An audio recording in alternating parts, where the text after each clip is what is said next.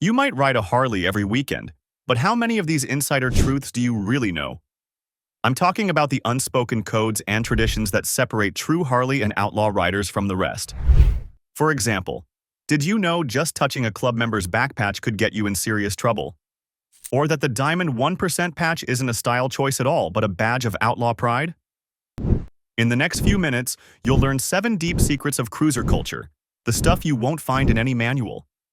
These are the customs and symbols that set insiders apart from everyday riders. Secret number 1. The sacred language of patches. Every patch on a biker's vest tells a story or carries a rule. For instance, most clubs have a progression of 1-piece, 2-piece, and 3-piece back patches. A 1-piece patch means you've pledged yourself or are affiliated. A 2-piece means you're in transition. Only full members earn the 3-piece colors: a top rocker, a center logo, and a bottom rocker. If someone is wearing all 3 rockers, they're not a poser. They're full patch, with loyalty proven over time. The bottom rocker isn't decorative either. It literally marks territory. Insiders know you cannot slap on any local name or club letters unless you truly belong. Even more important, never wear a patch or club emblem that you didn't earn. This rule can be a literal survival code. Merely buying an outlaw club logo or imitating it is seen as a sign of disrespect or even provocation. You might think it's just for looks, but in biker culture it's like wearing a cop's badge without being an officer. In fact, explicitly forbidden MC letters or Hell's Angels initials on a jacket can get you in serious trouble. And don't ever even touch another rider's patch as a greeting. It's considered as rude as grabbing a cop's shoulder. Treat these colors like sacred territory on a map. Insiders read every symbol. Number 2. 1%ers and 13. Some patches aren't just club logos, they're secret messages. The diamond-shaped 1% patch is the most notorious. It harks back to 1947 when the American Motorcyclist Association famously said 99% of bikers are law-abiding and 1% are outlaws. Outlaw clubs embraced that 1% label and made it their own badge of honor. So if you see a diamond 1% patch, you're looking at a rider who's part of the hardcore outlaw fraternity, not a casual weekend cruiser. Even hearing a rider casually mention, "I ride 1%, is a deep cultural code. It means they follow their own rules, not society's. Equally cryptic is the small patch with the number 13. To an outsider, it just looks like an unlucky number, but to insiders it often stands for the 13th letter of the alphabet, M. In outlaw slang, that can mean marijuana or meth, or more broadly, a rebellious middle finger to the norm. Some clubs use it to quietly signal membership in the outlaw world, or to honor a fallen brother. A 13 isn't just a number, it's part of the outlaw dialect. Police and old-school riders might read it with suspicion, but actual bikers know it's a nod to tradition and defiance, sometimes even worn jokingly by riders who just love the culture. Number 3. The biker wave and handshake. Ever notice how riders don't just wave normally? The classic Harley salute is a low 2-finger V wave. As you pass another biker, you drop your left hand to your hip and extend 2 fingers in a peace sign shape. It's a subtle salute that says, "Ride safe, brother," but rookie riders don't always catch it. This handshake on the road is so standard that Harley-Davidson's own insurance guide points it out as the biker greeting. There's even a biker passenger handshake. If you ride a pillion and see another bike, you can slide your foot off the peg and extend it back toward the other rider.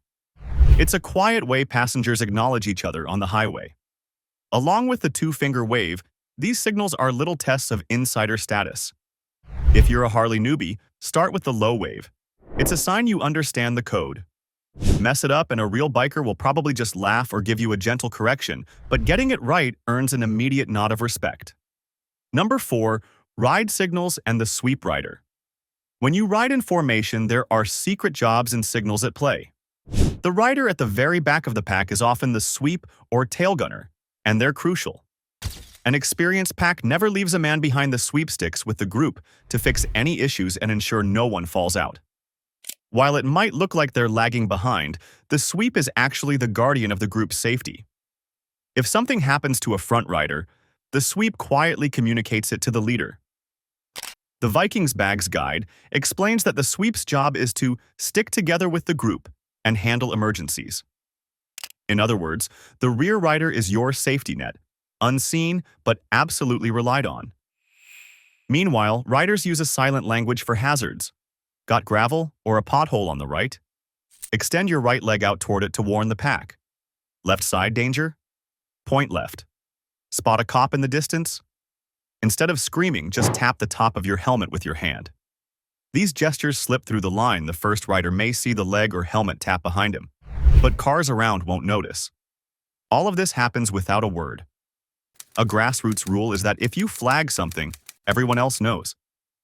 These quiet signals keep an outlaw pack rolling smoothly and safely, something a lone rider or uninformed cruiser wouldn't guess at. Number 5. Nomads and lone wolves.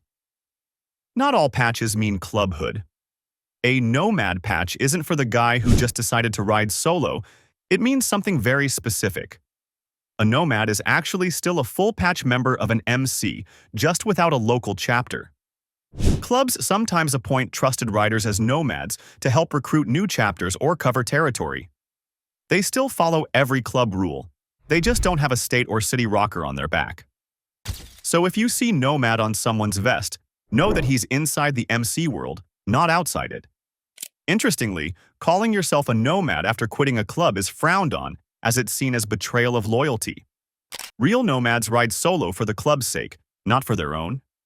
Contrast that with the lone wolf patch.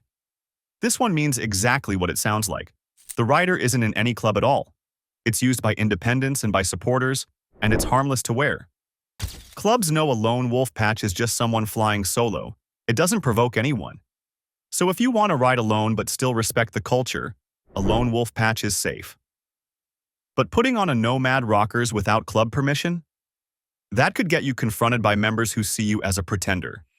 In short, nomad and lone wolf aren't just fashion, they signal your status. Number 6, ride or die.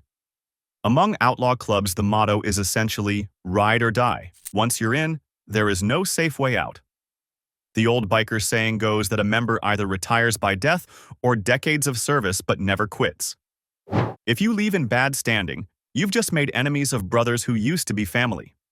Viking Bags bluntly states, if you are a full-time member and 1% a patch holder, understand that there is no way out. You can never leave in good standing. These clubs trust that once you take that patch, you carry their secrets forever.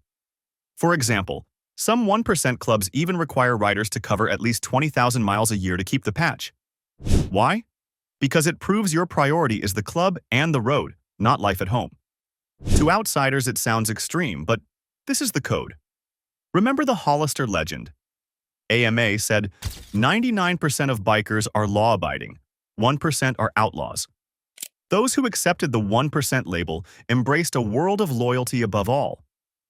Before earning full colors, a wannabe must usually spend years as a hangaround and prospect, proving trust. It's a grind.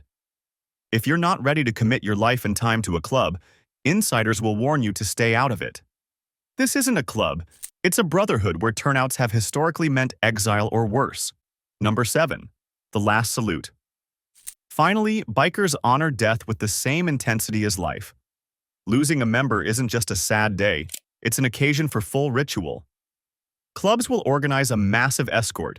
Bikes line up, engines rev, and even momentarily the pack formation reflects the missing soul. One common tradition is the last rev. At a signal, all riders throttle their engines in unison to salute the fallen two wrenches. Often, a missing man is symbolized in the procession to represent the deceased's two wrenches. In many places, bikers remove helmets together during the ride or at the grave as a gesture of respect for two wrenches. Academics note that funerary rites are deeply woven into biker culture. There's a well-known piece of advice in Harley lore, ride like every car driver is trying to kill you. And at funerals it takes on double meaning, a reminder of how easily a rider can be lost. Families sometimes choose to drape a rider's colors on the casket, or even scatter ashes from a moving bike. Through all these axe engine roars, leather armbands, spur on the right boot, the message is clear. Every lost rider is still one of the crew. As long as one biker lives, those traditions keep the memory alive.